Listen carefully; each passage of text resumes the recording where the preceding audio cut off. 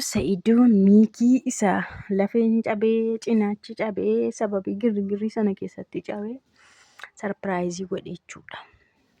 Dhiifama gaafates sarpiraayizii isa godhee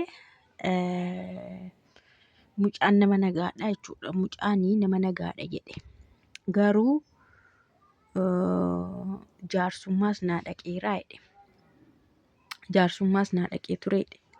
Garuu gaddaa Sumayyaadhaan Sa'idoon siisisuuf si oskina jedhee ture.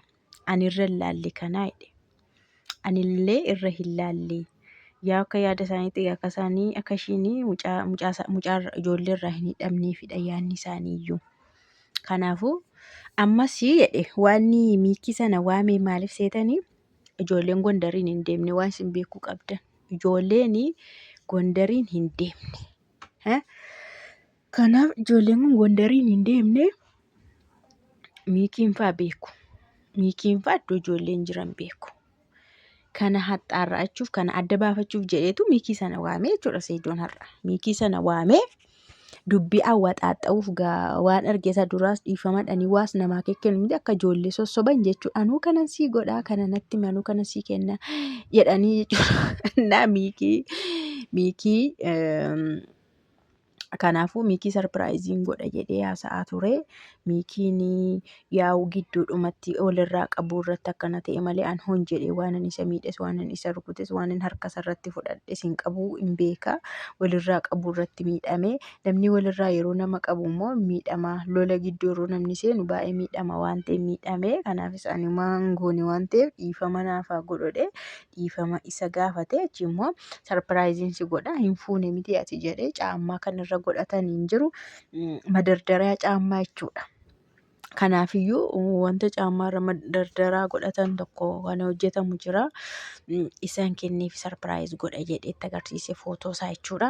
Achi booda gara dhimma isaatti seen argitanii Sa'idoon abshaalan danda'amu. Achi gara Sa'idoo gara ijoollee gara Sumayyaatti seen jechuudha. Sumayyaanii jedhe hillikii keessa galteetudha.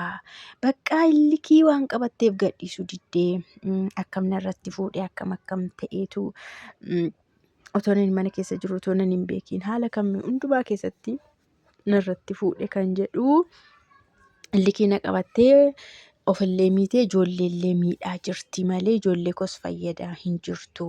Kanaaf immoo waan ani barbaadu ijoolleen koo hammina koo dhagahaa akkan guddannetti. Waa'ee abbaa jettee hamaa itti himaa sammuu isaanii keessatti guutaa.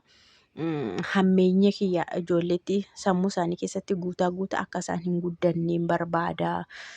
Yoo hamminatti guutaa guddiste isuma qabataa deemu abbaan keenyas akkasiisa nu gate isa maal jedhaniitu na jibbaa deemu. Waggaa amma kana haadha keenya wajjin nu gateetu niitii fuffuudhaa ture jedhaniitu isheen itti himtuuni guddatu malee sa'an akkatti faana tankaraattatee ol bahee gadi bu'ee biyya keessa biyya ala deemu kana isheen ittiin himtu kana.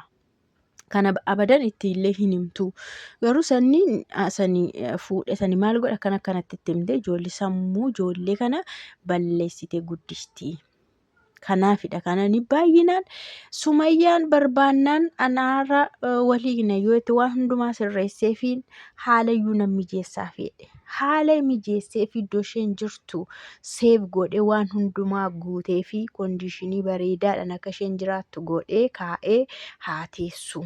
Garuu waan godhamuu qabu ijoolleen kiyya naa arganii naa baranii amma na wallaalanii isheen araasii fa'aa alattee haxiiqaanii ji'a meeqatti waan biraa deemu ji'a 3 moo ji'a 4dha nan beektu jedhe. Mucaan anuma abbaa ishii ta'uyyuu na hin beektu suruma na hin beektu foolii kooyyuu hin beektu. Jamiilaan illee xiqqooyyuu hin beekti waan ta'eef na beekti isheen. Kanaaf ani amma kan hin rakkadhe kana jedhe. Gadi qabee faana haasaa ture jechuudha. Kan ani rakkadhe kanadha. Ijoolleen kiyyaa akkanatti akkan guddanne hamaa kiyya dhagaa akkan guddanne malee an dirqamaan Sumayyaan na faana haa jiraattu yooman jedhe sirbi giddii jiraayyuu fedhishii yoo ta'e yoo na barbaadu na jaallatte na faana jiraatti. Yoo anarraa waan hundumaa fixxee garaa kutatteetti ta'e garuu anis waan akka lolaatoo hin taane waan akka jibbiinsaa waan akka waan man taaneen osoo hin taane haala gaariidhaan nageenyaan akka nama waa isheedha guutuutti ganaa ishee fuudhuutti hin daa'u waan hundumaa nan sirreessaaf jedhe. Waan barbaade hunda sirreesseefi isheen giiftiidha teessee ijoolleen illee waan guutuu faasiliiteet ta'e keessa taa'anii barumsa isaanii baratu. Ani ijoollee kee yeroo barbaadan na bira dhufanii na dubbisanii na faana bashannananii achimmoo deebisee gashaa. Kanan jedhe malee ani dirqiidhaan Sumayyaa kootu galii manatti kootu si waan hin jiraadha yoomiin jedhee an nama ammayyaatidha. An nama qaroomeedha.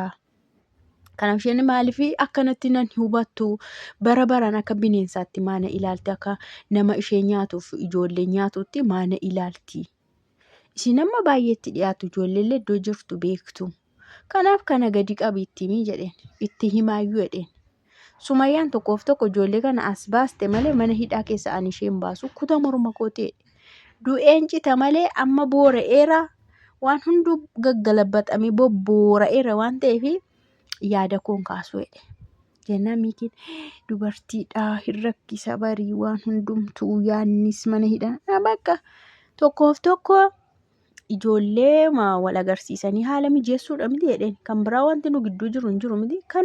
Kanuma qofaa dhaqxanii yeroo gaafattan illee itti himaa sirriitti jabeessaati itti himaati.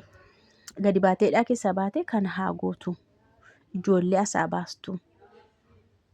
Bakka yoo akkana ta'e anillee Sumayyaa miidhuu hin barbaadu. Maatiin ishii jiru maal naan jedhu, haati ishii jiru, obboloonni ishii jiru maal naan jedhu.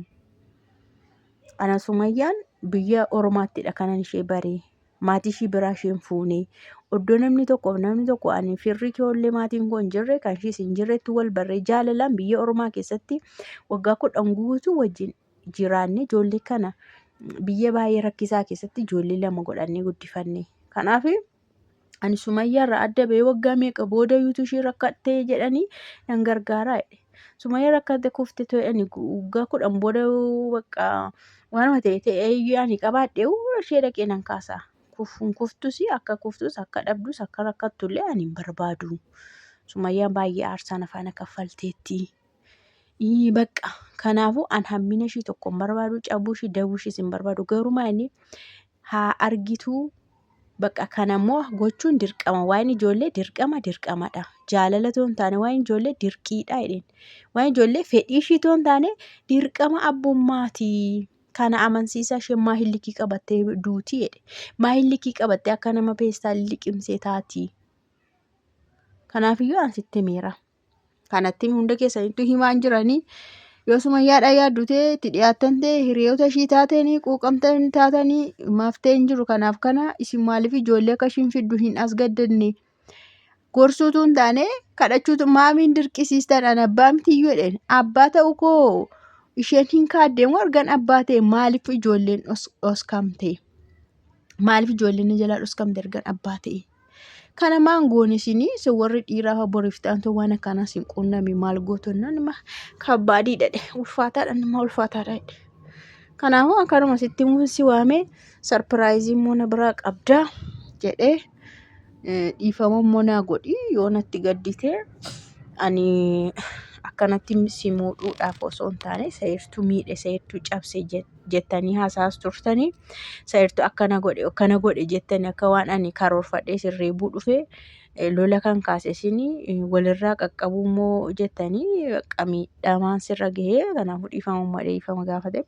Baay'ee namni dhiifama nama gaafatu iyyuu beekaadha.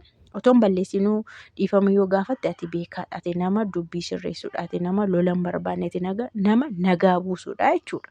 Nama kabajuudhaas nama hin tuffanne jechuudha. Sayidoon nama akkasiiti. So adde Sumayyaan keenya ijoollee fidanii ijoollee kan ofii namni nama dhoowwate jechuun difficultan kanatti dubbadhu wallaalee garuu Sayidoon miikii faana maaliin wal argee fayyoo maal haasaanii jettanii komantii warra naa barreesseefanii viidiyoo kana isinii fidee jechuudha.